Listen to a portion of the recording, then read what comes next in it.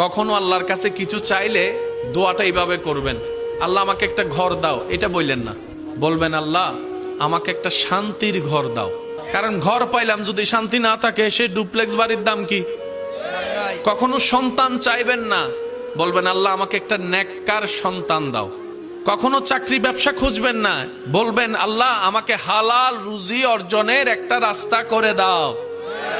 কারণ আপনার যদি সন্তান সন্ত্রাস হয়ে বসে, বাপদাদা 14 গোষ্ঠীর ইজ্জত, এই সন্তান হওয়ার চাইতো। আমি কি বুঝাতে পারছি কথা? এবার দেখেন আল্লাহ এমন দয়াবান, যারা নামাজ পড়ে তাদেরকেও দেয়, যারা নামাজ পড়ে না তাদেরকেও দেয়। কিন্তু দুই দেওয়ার মধ্যে পার্থক্য আছে।